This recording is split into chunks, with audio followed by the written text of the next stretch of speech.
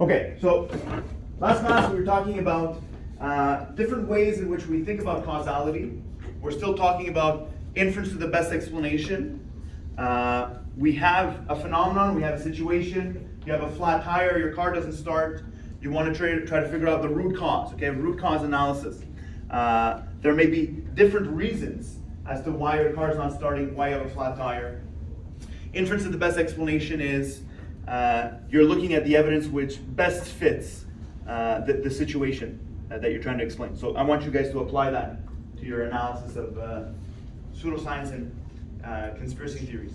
So last class we spoke about Mill's methods for thinking about causality. So I'm going to recap this very quickly. We have method of agreement. So the example that I gave you is you and a friend go to a restaurant and you both get sick. In this particular case, you all ate completely different things, except for one thing that you had in common. So what Mill says is that is likely to be the causal factor. It's not necessarily the causal factor. Because we're dealing with an inference, there's always a chance that you might be wrong. But if you both get sick and there's only one element in common, that's a good sort of starting point. Okay? The other one we said is method of difference. Two examples that I want you guys to remember that we use for method of difference is we spoke about that Hungarian physician who was talking about bedside fever. So what is the difference between these physicians, which seem to have a higher mortality rate? There are more women that die on the maternity ward when they're there, as opposed to these other physicians. There's sort of two groups. What's the difference? And what he realized was this group of colleagues that he had, the first group of colleagues that he had, were performing autopsies on dead bodies, on cadavers in the morning, and in the afternoon they were delivering babies. And their frequency of mortality at the maternity ward was increased. So in other words, that's the difference maker. Okay, that's the difference factor. I'm not sure if I gave you this example last class, but the discovery of penicillin by Alexander Fleming, the idea was that, the laboratory is always the same. He's growing bacteria, he's testing bacteria, he's always the same, the laboratory is basically unchanged, the bacteria is unchanged. Then he leaves for a few days, comes back a few days later, and after this particular little vacation or weekend, he realizes that his bacteria is decimated. Okay, so what's the difference?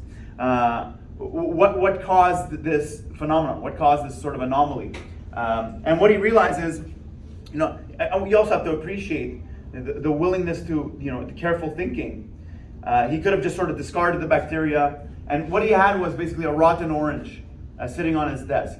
He could have just been, angry, gotten rid of the orange, gotten rid of the bacteria, have to start his whole experiment over again. But he posited, is there a potential link here between the only difference that I can think of is this rotten orange that's growing this sort of mold on it?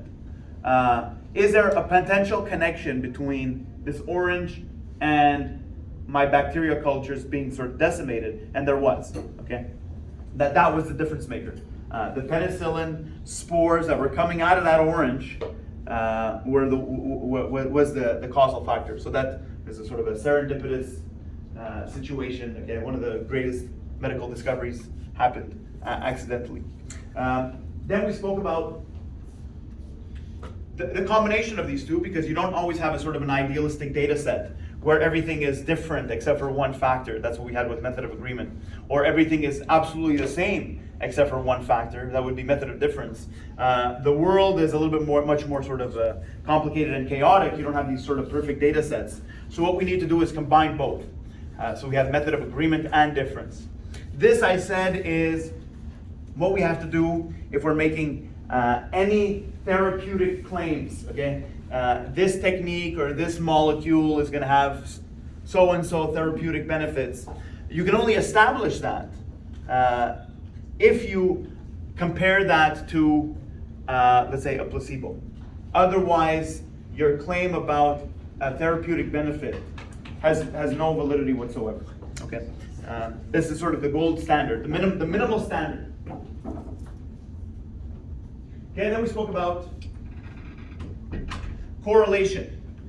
correlation is a little bit different from the first three in that it's not a sort of an on-off mechanism. Okay, it's not a sort of a step function. It's more in terms of gradual. So we gave some examples of useful correlations, meaningful correlations. We said to a certain degree, your level of happiness is correlated with your income, and that's true to a certain degree. Okay, but psychologically, they've determined that once you pass a certain level of wealth, let's say in Canada, I don't know, $100,000, accumulating more wealth is no longer correlated with your level of happiness.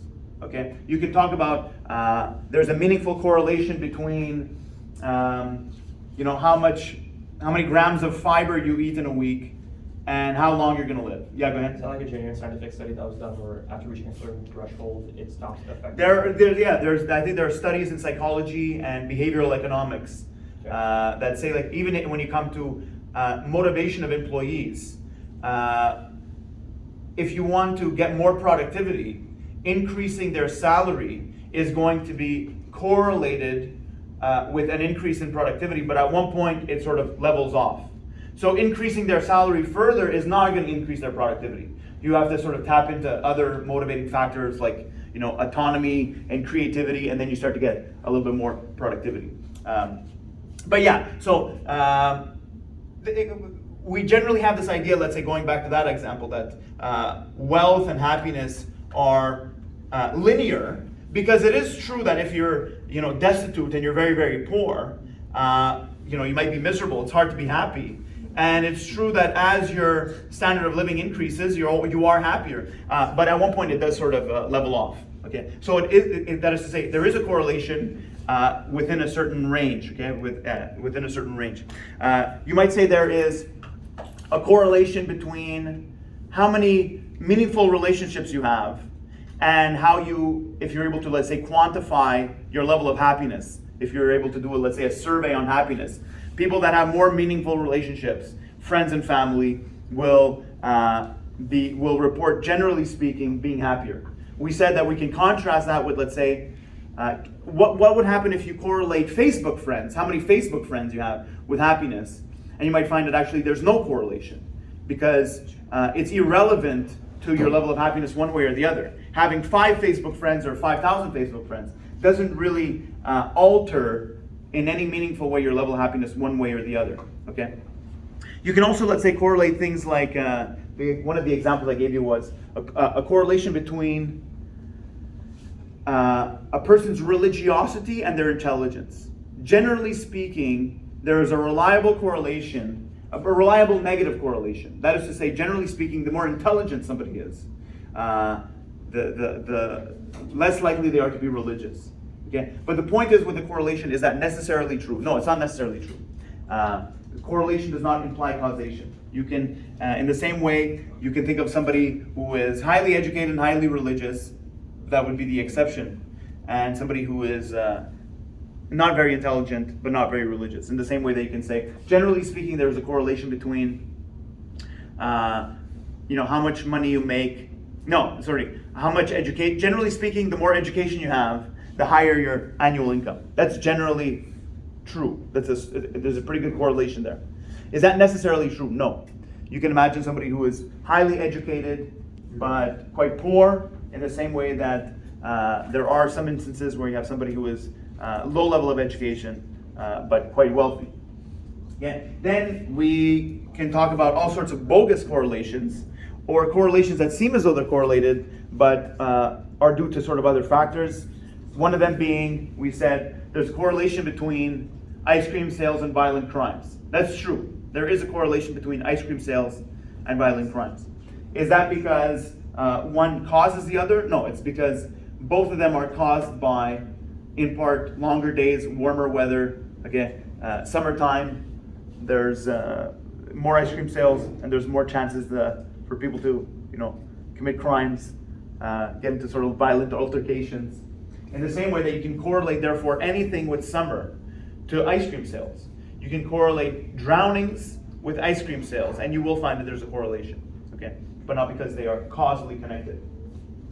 And then you can come up with all sorts of bogus correlations that really have no legitimacy whatsoever. We said, you can correlate global warming with the number of pirates that exist. And there's a negative correlation in the sense that as the number of pirates have dwindled globally, global temperatures have increased. Okay, so a misconception there would say, like, we have to bring the pirates back because they have a sort of a cooling effect on the planet.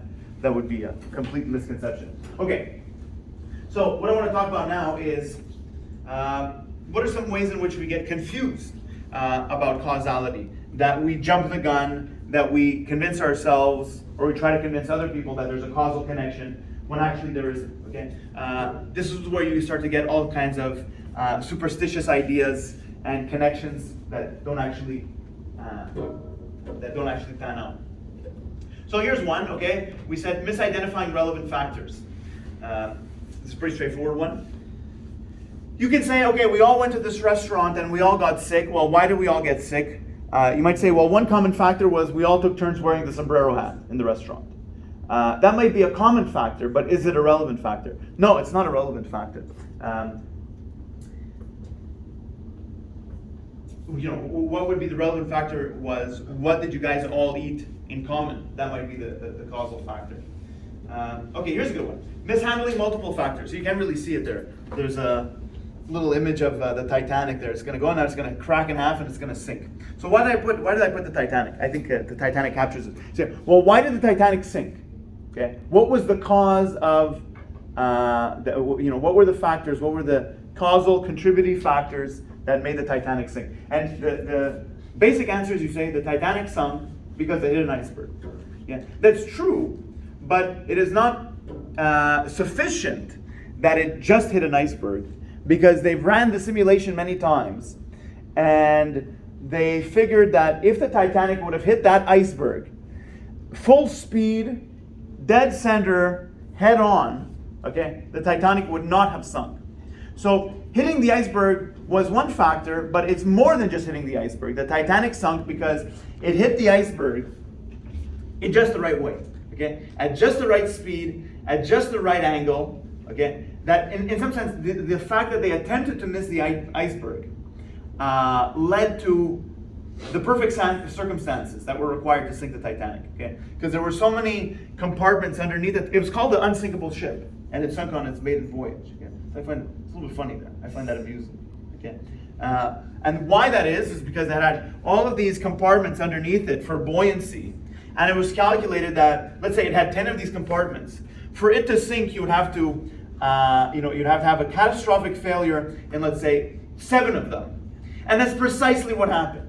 Okay, so highly unlikely. So that's to say, there are many factors there. It hit an iceberg, yes, but it hit an iceberg in just the right way, okay, under just the right conditions, which caused it to sink. Then we get, some more serious issues. Let's say, when we talk about mass shooting phenomenon.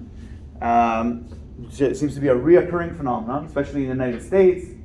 There is a tendency by various groups who try to politicize this or try to utilize this instrumentally for the advancement of their own agenda. So what you get is, okay, there's a school shooting. What caused this? What caused this was, some people will say, it was violent video games caused this, or it was listening to Judas Priest or Marilyn Manson causes this kind of behavior. That's too simplistic of an explanation. Okay, that explanation leaves out more than it actually explains. Okay, these explanations are so simplistic that in some sense they're a little bit offensive that anybody would make the suggestion that this is the case. Because in the example of video games, there are many people that play video games and they don't go on a shooting spree. So in some sense you might even say the opposite, that video games is a sort of a cathartic effect, that you don't feel the need to go and do this after. So mishandling multiple factors. Sometimes problems are so big that there is, again, going back to pathos, there's a sort of an appeal to trying to find a simple solution. Okay? We want to try to mistakenly apply sort of simple solutions to problems that are much larger, much complex than we may want to give them credit for. Okay, being misled by coincidence.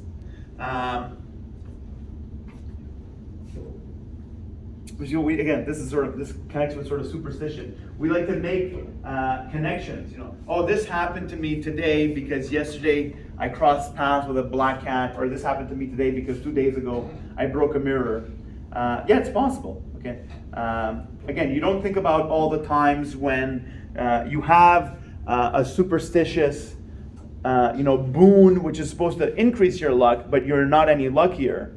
And you ignore all the times where you come across, let's say, a symbol or something which is supposed to represent bad luck, but you don't necessarily experience any bad luck, and then you have confirmation bias. Where anybody have any specific superstitions that they still adhere to, even though you guys know that they're nonsense? No, I'm not particularly superstitious, but if there's a ladder, I'm gonna avoid it. You know what I mean? It's just wired into me. Okay, I don't mess around with black ants. Okay, I'm not a superstitious person, but I have a bad track record with black cats. Okay, I'm almost on the point where I'm going to advocate for the extinction of black cats. That's where I'm at. I don't believe in that superstition because I have a black cat. As do I. Oh yeah. It's like, Yeah, well, you had an You know example. what, though? If you want to kill, that's fine. I fucking hate it. I'm not a cat person, so it doesn't help. You know what I mean? But the point is, again, it goes back to if you have a belief and you want to believe in it. If you believe that, here's the situation, this black cat or this ladder or this mirror broke today, therefore something bad is going to happen to me today. If you look hard enough and you believe it hard enough, you're going to find it. Whether it's true or whether it's whatever you want to believe in, you're going to find evidence for. Okay? Yeah, go ahead. I'm not superstitious either, but I have a bad record with Friday the 13th. It's never. Friday the That's 13th. for the Italians. Why is that? What's the connection? No idea, just know that's what it is. Oh yeah, eh? No, but I find that old Italian ladies have this sort of thinking, Oh, this yeah. sort of superstitious, magical connection. No. I heard my grandmother say, that woman, I don't talk to her because 10 years ago I saw a picture of her on the wall and there was a spider in the corner. So that's Sir, it. that's like the That's proof. Yeah, of course. That's what it is. There was another example that I had in mind. So Friday the 13th, it's very similar to, let's say, people that believe in lunar effects. If you ask nurses whether or not the ER is busier on the night of a full moon, many of them will say, yes, it is. Okay? Not because it actually is, but because of what I just said, is you have a belief, whether you sincerely adhere to and believe in that idea, you have a belief, you have confirmation bias, and therefore you're going to make yourself believe in whatever you want. You can really, if you want to, an ER room might not necessarily be busier than any other night. It might even be more quiet, but you still may be able to convince yourself that, it was particularly busy tonight. Okay? So lunar effects, explaining these sort of causal connections might simply be coincidental. Okay, so being misled by coincidence. Another one is,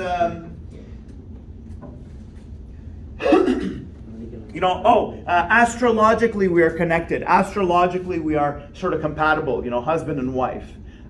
So you're taking something that might be coincidental and you may be interpreting it favorably. Or another example is, this is what Brian Dunning explains in Here Be Dragons, is some of us have the occurrence that we think about somebody, whether it be a relative or a friend, and shortly after we receive a message or a phone call from them, and we interpret this to signify that we have some sort of, celestial connection with them, some sort of astral connection with them. We say, I was just thinking about you, so there it is. We're that's proof that we're best friends for life. What did I want to say with regards to this? So obviously, again, we have a tendency to massage the data, massage the event in a way that makes it a little bit more important and sensational than it is. In other words, I might think about a friend on Monday, and then he might so happen to call on Friday. And when I answer the phone on Friday, I might say something like, oh my God, I was just thinking about you just a second. Okay? So, what do we sort of emphasize and what do we forget because it doesn't tie into our belief system. So, I mean, again, you can calculate this. If there are 7 billion, 8 billion people on the surface of this planet, and there's so many connections being made, so many phone calls, emails being exchanged, it's inevitable that you're going to have some frequency of people that think about somebody, and lo and behold, their phone rings and it's exactly that person. Okay? You might then interpret that as, oh my God, I'm an X-Man. I have some sort of psychic ability. Here's one. Let me see. Here's a good one. Let me skip the John Travolta example. It's a little bit weird. Let me tell you this story, and then I want to use this example. This is a story that I heard on CBC Radio. It was a statistician speaking about highly unlikely events. And again, when a highly unlikely event occurs, and highly unlikely events occur all the time, we seek out some sort of explanation, okay? That in other words, it couldn't have just been random. So in this story, the story goes that there is a boy at a baseball game. The player on the field hits a foul ball with a pretty good velocity. The ball hits the boy in the chest, okay? The boy basically goes into cardiac arrest, and there's a nurse nearby. The nurse saves the boy's life. I think it was like a 7-year-old boy, okay?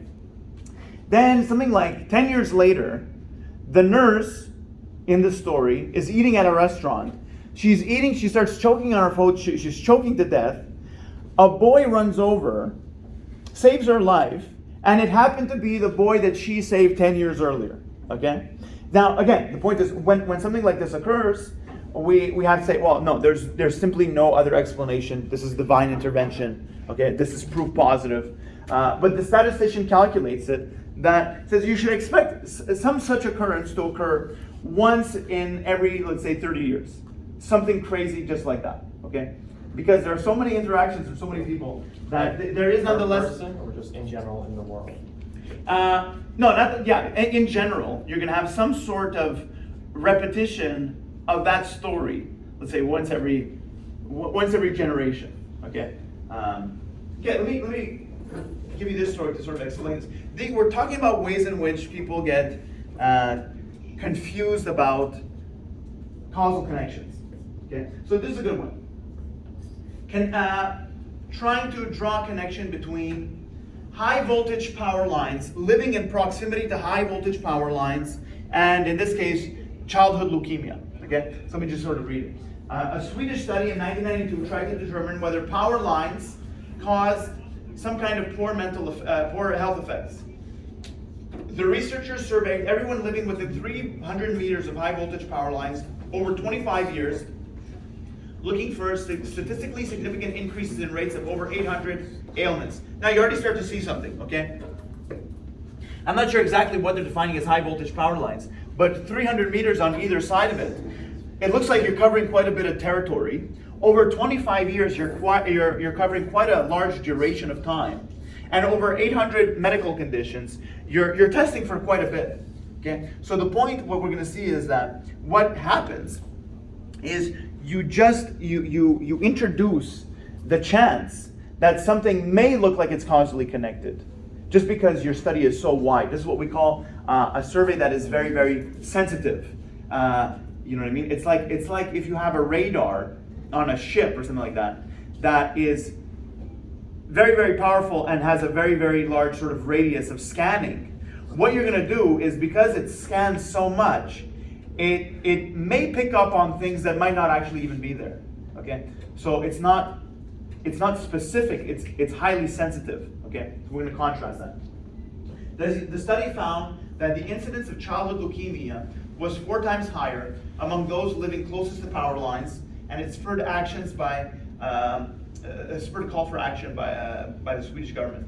The problem with this conclusion, as I just described a little bit, however, was that the number of potential ailments, that is to say over 800, was so large that it created a high probability that at least one ailment would exhibit the appearance, the semblance, okay? Not that it actually was higher, but if you're gathering so much data, you're going to have some bits of data that appear to look like a meaningful pattern, when actually there is no underlying meaningful connection or pattern. Okay? Exhibit the appearance or semblance of a statistically significant difference by chance alone. Subsequent studies, when you do specific studies, that is to say, you move away from a highly sensitive survey to a more specific survey, subsequent studies that were more specific in nature failed to show any link between power lines and childhood leukemia, neither in causation nor even in correlation. Now there's a point that I want to make here, because this ties into what is called a cognitive bias. A cognitive bias which we call apophenia. Let me describe it and I'll give you a few examples. Apophenia is the tendency to perceive patterns. Human beings, okay, part of what our brains do in order to simplify our understanding and our expectations of the world around us is it sort of, our brains are sort of like pattern detectors, okay? It likes to detect patterns even when there are no patterns there. Then goes on to, Friday the 13th and whatever date you want to believe in. So let me try to give you this example. There's a whole, thought experiment that if I put, 1,000,000 monkeys in a room typing away on 1,000,000 typewriters and I let them do this for 1,000 years, they're probably going to end up, just by sheer chance alone, end up writing a few pages that are perfectly coherent. Okay, and if you stretch that even further, okay, you open up the sensitivity even further. You say, I have an infinite number of monkeys typing away on an infinite number of typewriters for infinity. Then just by sheer chance alone of them typing, but not knowing what they're typing, you're going to produce, all the volumes of the Encyclopedia Britannica. You're going to produce all the great books of literature just by, in some sense, what you have is the monkeys are acting as a sort of a random number generator. Okay, I push this button, this button, this button. I don't know what I'm doing. Okay, but eventually, what you're going to have is you're going to have the emergence of patterns that appear to be meaningful. So, wow, these monkeys are actually intelligent. No, they're not intelligent. It's just in this particular section of data, there appears to be something going on, and what you're doing is you're omitting the fact that everything else is sort of nonsense and chaotic.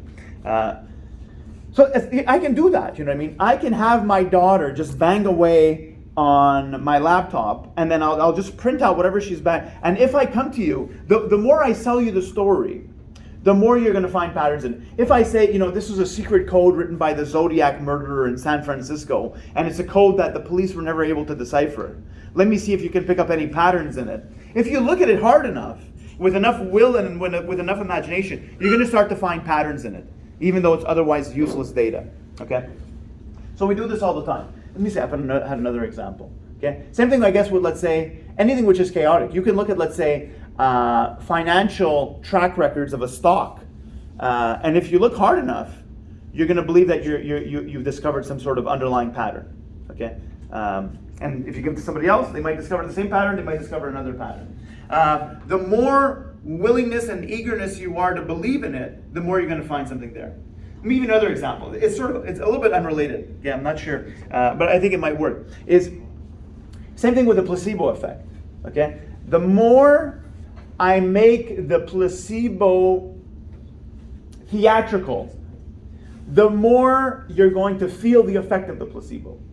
So if you're not feeling good, okay, and I give you a small pill, you might feel 10% better.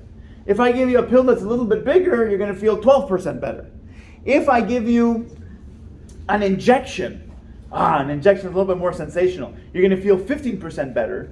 And if I give you, let's say, a placebo surgery, that is to say, I'm going to make a little incision, okay, and I might even give you some stitches, but I've never really cut your skin open, then you're going to feel, you're really going to max out on the placebo, okay, because of your willingness to find a sort of a causal connection.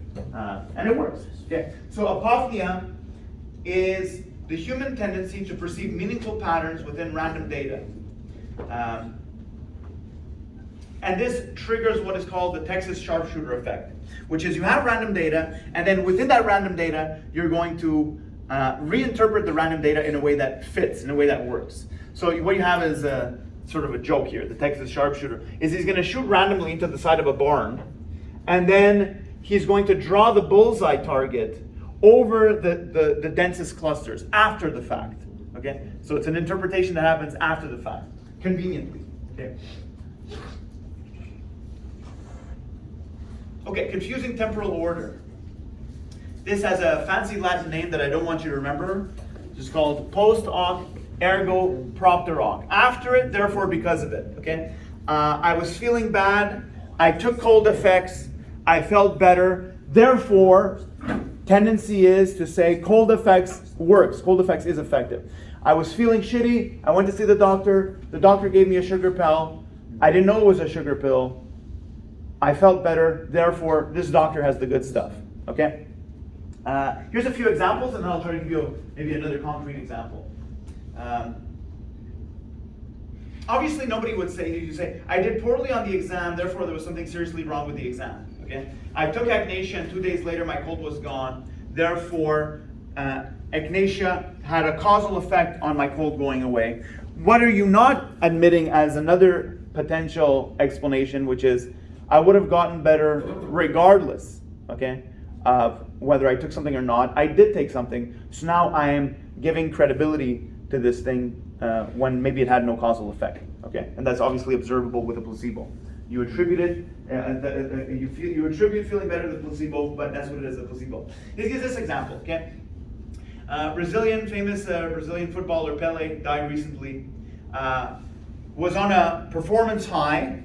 He gave his jersey away to a fan, and after he gave that jersey away, he went into a performance slump. Okay, and how do I explain my performance slump? It must have been the jersey that I gave away. It was my lucky jersey. He manages to get the jersey back. He gets the jersey back, and he starts to play well again. Okay, so this seems to suggest that the jersey did have this sort of magical property. But in the end, it turns out that the jersey that was returned to him was not actually the original jersey. Okay, the fan actually kept the jersey, gave him another jersey, and he was convinced that it worked, and it actually worked. Maybe another example. Okay, I was debating with a friend about this. The whole Ottawa Freedom Convoy protest, the whole truck protest in Ottawa, and the claim that he was making was that the protests occurred. And then COVID restrictions and mandates and travel restrictions began to be lifted. And the temptation is to say the lifting of COVID mandates and restrictions was due to the Freedom Convoy. Okay? And my response was, I said, no, I think that is this type of fallacy. Okay? The Freedom Convoy occurred. COVID restrictions were lifted, therefore they're true patriots and heroes because they caused the lifting to occur. Okay? And I said, maybe that's wrong. If you look at it, it looked like we were heading in that direction anyways, and then these guys just started making noise. But it was heading in that direction anyways, because a lot of these policies obviously were not sustainable in the long term. But they're able to sort of justify themselves or vindicate themselves by saying, you see, shortly after our protests, maybe a month or two, many of these policies started to get lifted. Therefore, we're the ones that did it. Okay, I'm not sure I buy that. Okay, but you see that it's a very tempting argument to make, especially from their position, because they get to sort of vindicate their protest that was otherwise deemed inappropriate and illegal for the most part. Ignoring common causal factors, we mentioned this one. This is, again, warmer weather will cause ice cream sales and drownings. When you perceive that there's a causal connection between ice cream sales and drownings, that would be this type of error. Ignoring common causal factors, which is it's just summertime, it's warmer weather. So both these things are going to increase in frequency, even though they are independent of each other. They are correlated but have no causal dependency on each other. Okay, confusing cause and effect. Let me give you a silly one, and then let me give you a little bit more serious one, okay? Well, let me give you, if you say, you get it backwards, okay? You inverse sort of cause and effect. So you say something like, I did poorly on the test, therefore there was something wrong with the test. You see how some of these can be overlapped with other forms of causal confusion. But you say, do cigarettes make me jittery?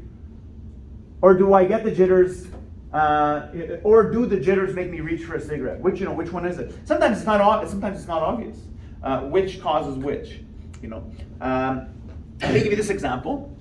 I was basically on vacation with my father-in-law, and we were staying at a place, and the fire pits were over a burnt spot in the grass, okay? And this is what my father-in-law says, isn't the owner clever that he hides the burnt spots in the grass with the fire pit? You see what I mean? And I was thinking in my head, I said, no, you have it completely the opposite. That it's not that there are holes in the grass that are now covered by the fire pit.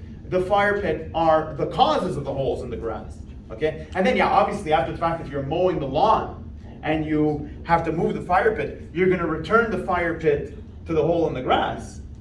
You see what I mean?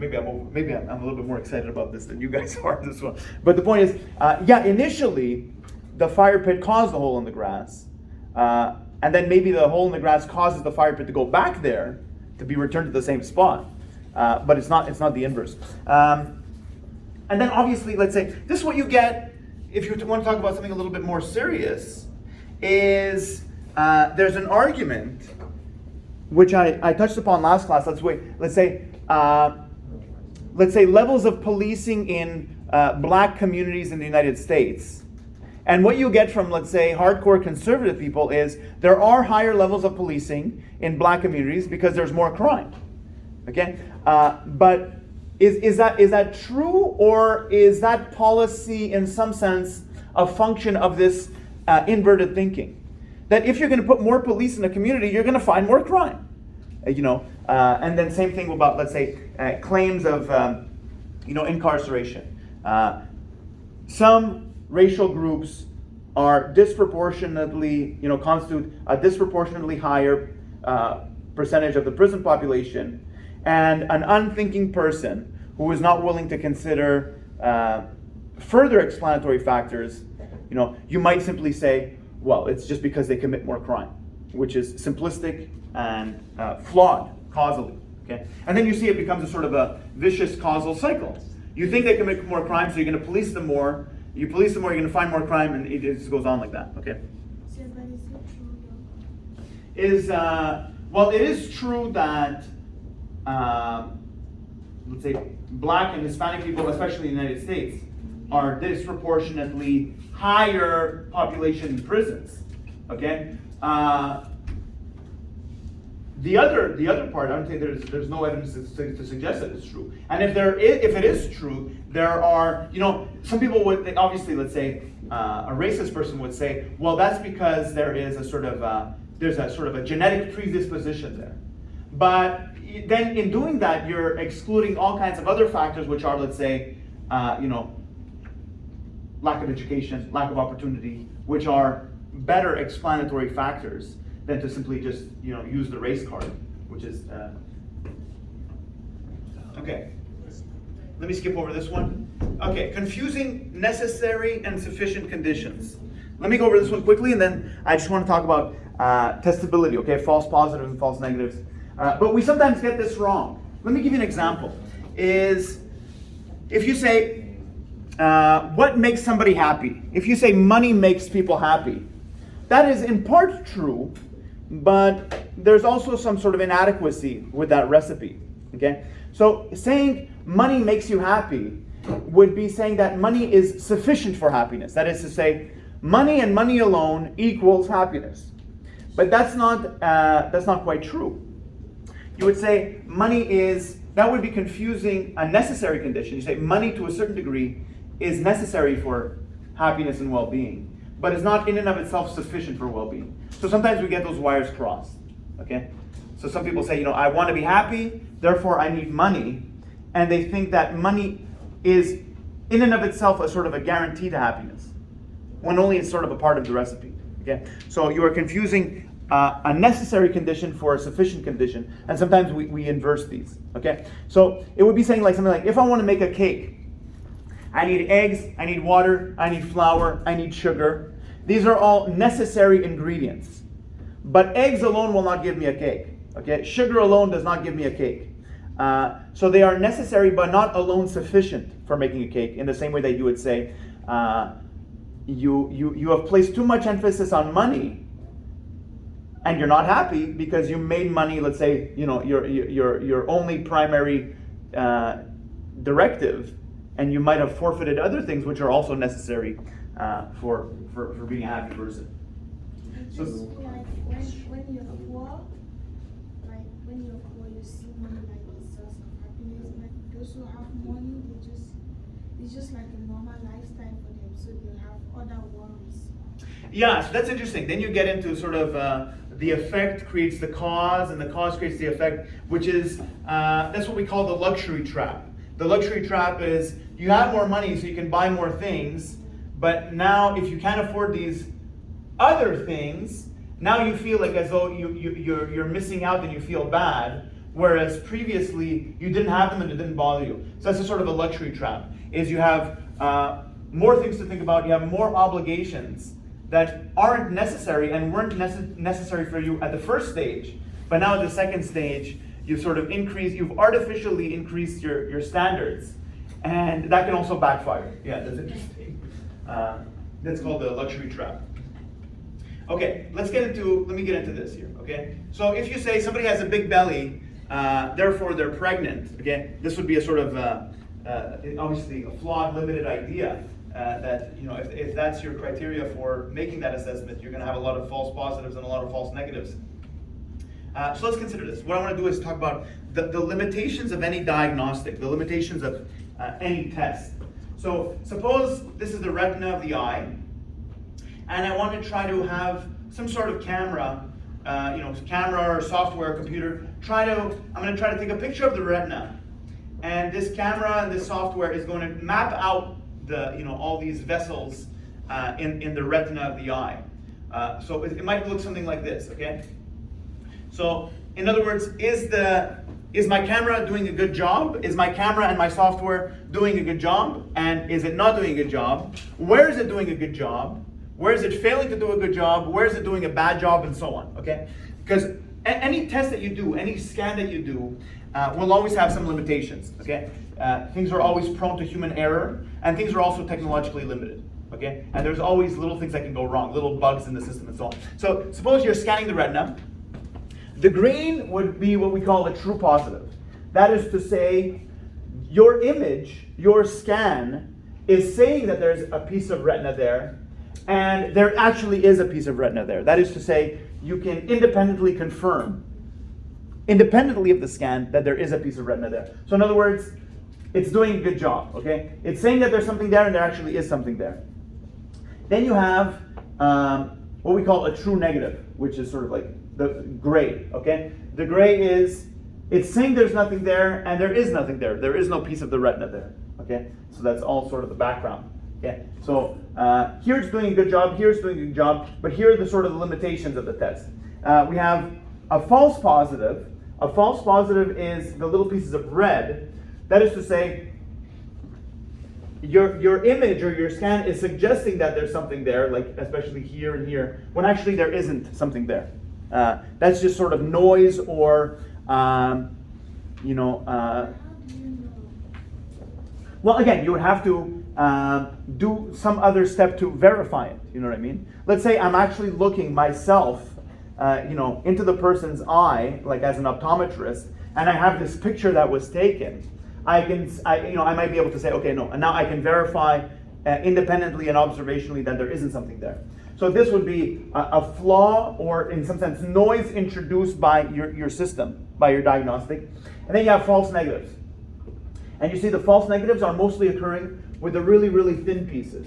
That is to say, when I look at the person's retina, I see that there's this piece here, but I don't see it on my image. I see all the blue pieces are pieces that are there, which for whatever reason, resolution, limitations, I'm not being able to see.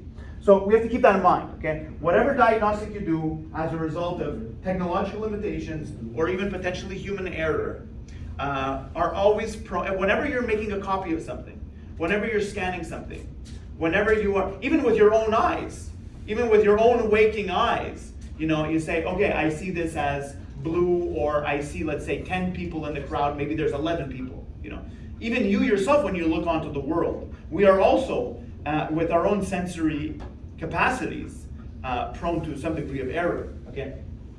So, let me try to put it this way.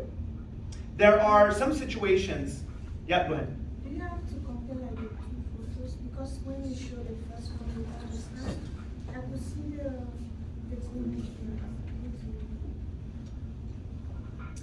Do you have to compare, let's say, well, let's say, you know, sorry, what's your question? Like, you can compare this one with the original image. With the original image, Yeah, okay? because from there you could see the greenish lines, that is the true positive. Yeah, yeah. So you'll be able to, let's say, superimpose one on the other. Yeah. And let's say if I'm an optometrist and I want to, let's say this is going to help my work, it's going to simplify my work, and there's two companies selling me different products for imaging the retina, I'm going to say, okay, well, give me your image, and you give me your image, and then I'm going to take the picture, and I'm going to compare, and I'm going to see which one's doing a better job. Or that's going to say, maybe this company A is doing a better job in this respect. It has these false positives and these false negatives. Company B might also have different limitations, okay? It depends on what I'm trying to do, what I'm trying to get, and what am I trying to avoid, okay? So that goes to this here. There are, okay, let me try to give you an example here. Let me go. Let's leave it here for now. I'll explain this. But there are some tests that are more likely to have a false positive than a false negative. Let's say if you do, I don't know, a COVID rapid antigen test, then which one is more likely? A false negative or a false positive? You can have, in some sense, you can have some degree of both, okay? But you might say with these COVID antigen tests, because they're made in bulk and so on, that the test might say that you're negative, but you're not actually negative. So you have a lot of false negatives, okay? Same thing with, let's say, a pregnancy test. If a pregnancy test says that you're not pregnant, it doesn't mean that you're not pregnant, okay? It may mean that it's likely that you're not pregnant, but it's not for sure because the test might be flawed, might be expired, might be limited, maybe you didn't do the test properly, okay? So that is to say there's a higher frequency of false negatives. But if a pregnancy test that says that you're pregnant, then you're probably pregnant, okay? Congratulations. That is to say the likelihood of a positive result being flawed is far, far smaller based on just the limitations of the test than the test saying that you're not pregnant, but you actually are pregnant, okay? Yeah, go ahead. So what about like the self-COVID test there? So that's the rapid antigen test. I had one situation, my sister-in-law did it, and it says she was positive. And then it So says this would negative. be in this case, it seemed as though it was a false positive. It said it was positive. Everybody started freaking out, like the house was burning down.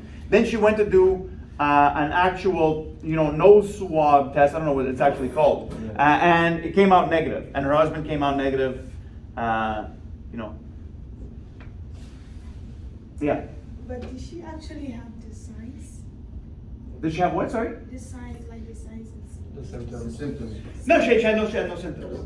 She had no symptoms. Okay. Now we have to ask ourselves, which one do we want to avoid? How and when? If okay, let's say use two examples. So because sir, then it questions like the legitimacy, doesn't it? Well, no, because it's sort of you have to convey that. You have to convey it. That's what people have to understand. Yeah, I could. If it is not conveyed, and you say this test works, this tool works, this camera works, and it doesn't actually work, then that affects your credibility. But if people are made aware of the fact that, look, every once in a while, this thing is going to say that you have it, but you don't actually have it. Sometimes, this is my next point, sometimes that's a problem, sometimes it's not a problem. Okay? Let me give you two examples. One of them is a preliminary diagnosis of cancer. Okay? Which one would you prefer? A false positive or a false negative? And the other example would be an airplane inspector saying an airplane is safe. Okay? What do you want to? There's always a chance that he might be wrong. Which one do you want to avoid and when? So let me give you this example. Okay, let's go with the cancer example first, and then I'm going to give you one more example, a legal example. Okay, miscarriages of justice. If you are, let's say, when we get to a certain age, for women you do mammograms because it is judged that after a certain age, in a certain age group, you have a sudden onset of cancer for breast cancer. So at that point, it becomes beneficial to ask every woman to test themselves in the same way you have, let's say, colonoscopies for men at a certain age because of colon cancer and so on. So what do you want to try to do? In this case, we have, let's say, the people, hold on. Like this. The people that are blue are people that actually, let's say, talk about, they have breast cancer, okay? The people in blue actually have breast cancer, and the people in red do not. If you want to be 100% perfect, that is to say, you're only going to tell people that they might have breast cancer, that actually do have breast cancer. You're being 100% specific, but you're losing sensitivity. And you'll get a sense of what this means. That is to say, I'm telling the people that I'm telling that have breast cancer are and do have breast cancer. But what I'm omitting is people that have failed to be part of my diagnostic. That is to say, they have cancer, but I'm not telling them that they have cancer. So in this case, what is preferable? What is preferable? Here, in this case, we have no false positives, okay? But we have some false negatives. You understand what I mean? We have some people that we told do not have cancer, but they do have cancer. But everybody that we told that does have cancer. So we have no false positives, but we have false negatives. I think it's preferable in this case that we have something like this, okay? That is to say, everybody that does have cancer, ideally, we're going to detect all the cases. And there's a few people that when they go and they do their x-ray, it's going to look like they have cancer, okay? And so they're going to be scared. They're going to be scared for 2 to 3 weeks. They're going to have anxiety that they have cancer. And then they're going to go do a biopsy. And the biopsy is going to come and they're going to say, you don't have cancer. So it's better, in other words, it's better to scare people that they have cancer in order to make the criteria broad enough so that you capture all the people with cancer. Does that make sense? Okay? It's better to make people believe, it's better to make some people believe that they have cancer when they don't have cancer, rather than only tell people that have cancer that they do have cancer and then fail to tell some other people that do have cancer that they don't have cancer. You want, here in this case we have false positives, but we have no false negatives, which is good. Okay? It's better to give a few people a little bit of anxiety, but we make sure that we capture all or most of the cases. Okay? That's one example.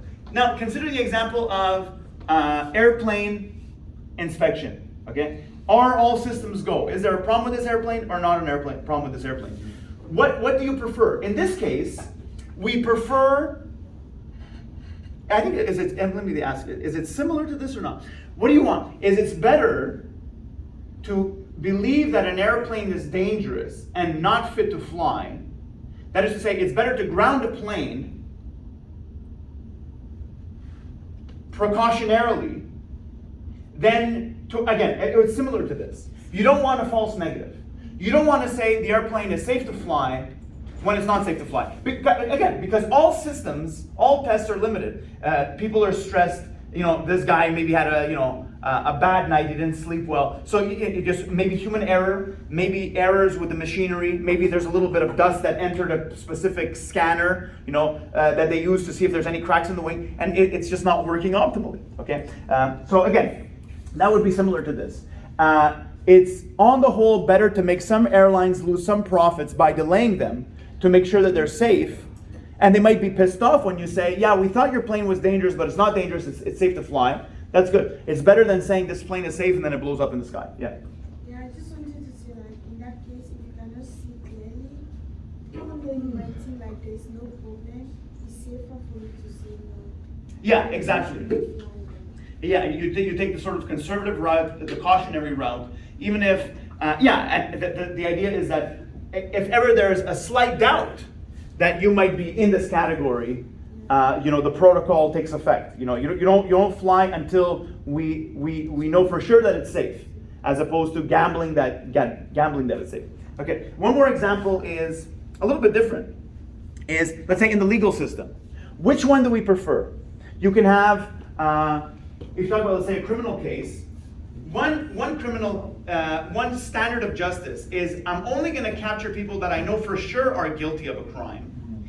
But because this is what we call standard of evidence, okay? In Canada, North America, generally we have what is called, innocent until proven guilty. We have a high standard of evidence. So in other words, you as a defendant, your job is not to defend yourself as much as the prosecutor's job is to show that you did the crime. The burden of proof is on the prosecutor. So that we prefer that. That is to say, only people that we know for sure that committed the crime are going to go to jail. But because we have a high standard of evidence, we then have to tolerate what? We have to tolerate false negatives. That is to say, there are people that did commit the crime, but they're able to get away with the crime because of our standard of evidence. Or do you prefer, like some people are advocating, like some hardcore Republicans, or in some other countries, you say, no, we're going to make sure that everybody that commits a crime is going to get punished. But because you are now lowering the standard of evidence for incrimination, you are also going to find innocent people guilty of a crime that they did not do. Actually, it's a further problem in the judicial system, because when you find an innocent person, you're actually letting a criminal walk away because they're taking his place now, okay? So which one do you prefer? I think in this case, I prefer this, okay? I prefer that, yeah, regrettably, we have to let some bad people get away scot-free and beat the system because we don't want to put innocent people in jail, okay? So in this case, and this would depend more on your value set and so on your ethics. But in this case, I would prefer to avoid a false negative. I would prefer to avoid a false positive. So in some sense, it's the opposite of a pregnancy test or cancer diagnosis or potential airplane failure. In this place, I want to avoid a false positive. I want to make sure that only the guilty go to jail, because then you do have some people that they've gone to jail 10 years, 20 years, 30 years for a crime that they didn't commit, which is awful. Okay, it almost ruins the whole thing. So any questions or comments? So just again, we have to think about sort of the limitations and where do we need to be a little bit more cautious than not. Okay, nothing else? Any other questions, concerns, comments? So in the case of the false positive, like you actually accuse the person of doing crime without evidence? You are accusing a person of committing a crime. In some cases, without evidence. In some countries, it's without evidence. But it would nonetheless be a false positive if there is evidence, but the evidence is skewed or limited, or the jury interprets bad evidence as being good evidence and then nonetheless sends them to jail. Okay, okay, guys. Thank you. Let's leave it there. Maybe we'll see each other next week. Thank you. Have a good afternoon. See you guys. Thank you.